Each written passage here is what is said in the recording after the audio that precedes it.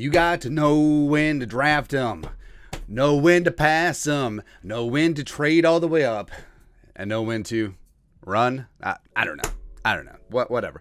But as draft season approaches, we're 1 week away. Exactly 1 week, baby. And the Vikings will be on the clock. Maybe at 12, maybe at 4, maybe trading down. I don't really know. But this is going to be the first draft with new GM Kwesi Adofo-Mensah at the helm. And there's some rumors. There's some draft steam that's been bandied about. But the question is it something that's legit, or is it absolutely BS? Because we are in smoke and mirror draft misinformation season is going around. And the question is, we don't really know what Kwesi's going to do. Now, with Spielman, nothing got out of TCO Performance Center Bar and Grill or Winter Park without a reason.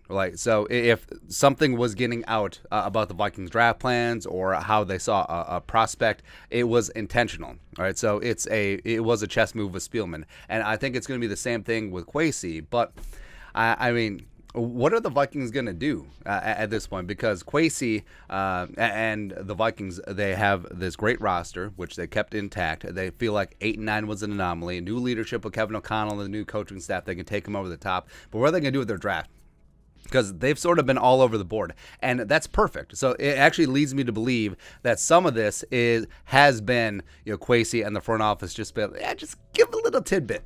Just give a little tidbit out there. Let the media run wild. Let other teams see it. Let them speculate, because the Vikings are at a very interesting inflection point at the number 12 overall selection. Because if and when some of the top quarterbacks get to 12, or if and when some of the top edge rushers get to 12, if the Vikings don't take them, it could be a spot for teams to move up. So the Vikings could be in the driver's seat. Or, hell, the Vikings could move up 3 or 4, go get Sauce Gardner, or move up a couple spots, move up to 8 or 9, secure Stingley if he falls, or hell, go up to 3 or 4, get Stingley if they do see him as a cornerback 1. So that's what we're talking about. The Vikings, this is perfect.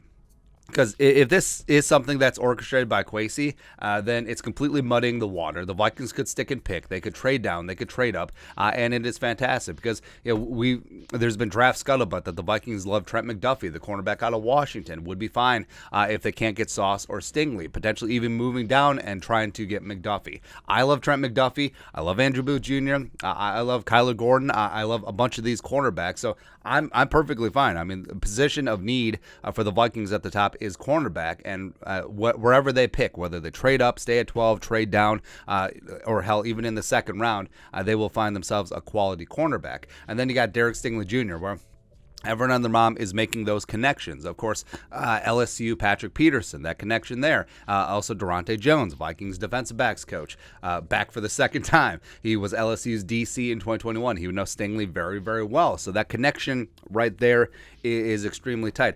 Position of need, a guy who could be an all-pro, a guy that could be in the wheelhouse for the Vikings at 12, or if they trade up, as well as familiarity with the coaching staff.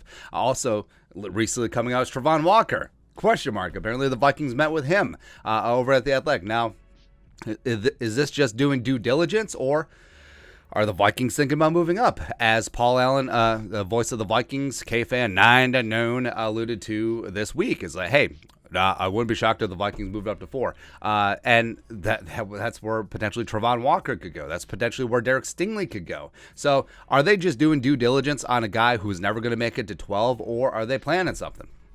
So because that's the only tangible thing that has been reported so far. A lot of this other stuff is bluster that can't really be proven. But if the Vikings actually did meet with Walker, if they actually did bring him in for a top 30 visit, as reported by the Washington beat writer for The Athletic, that's something that's tangible. That is a move that is actually tangible, and you can actually see, hey, that happened. So it's really interesting, man. It's really interesting. And if I'm Kwesi, I'm out there playing 4D underwater chess, man. And this is exactly what you want, because the fans, the media, they don't know what you're going to do. Because I think that there's probably nothing worse than if you're a GM and everyone knows that, hey, this is what you're going to do. Unless you're at number 1 or maybe number 2, if number 1 is secured, muddying the water and teams not knowing what you're going to do is fantastic, because maybe it covers up. Maybe you don't know what you're going to do. First time GM, man. But I think Kwesi, He grew up in San Francisco, learning under John Lynch, who his first year, I think it was the first year, got the Bears to move from 3 to 2 for Mitchell Trubisky-Ponder, because John Lynch convinced the Bears that, hey, someone's going to trade up for Mitchell Trubisky-Ponder. Bah!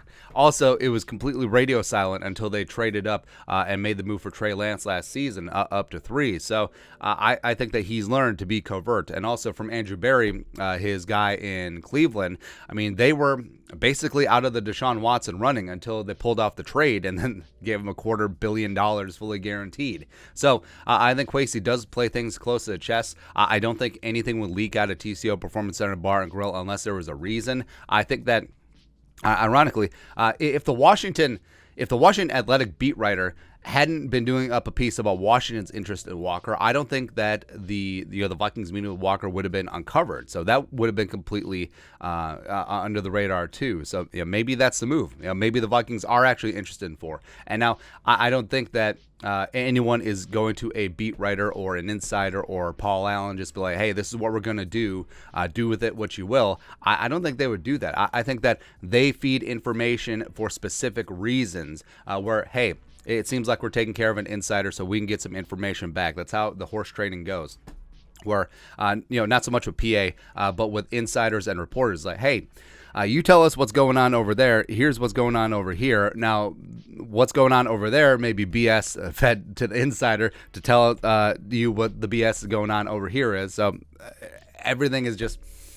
That's why you take everything with a big grain of salt. But I love what's going on, man. I love what's going on because I love the drama. I love the intrigue. The NFL draft is, frankly, one of the best reality shows there is. And it only happens once a year. It's like the McRib being back. It makes me so happy. Also, you don't know what's in the McRib. So that's what makes it fun, too. No, it's a chopped and formed pork product. Or something like that. But anyways, let us know your thoughts on our thoughts. What's going on with Kwesi? Is he bluffing with his muffin? I don't know, man. What does he have here? Are we playing low ball?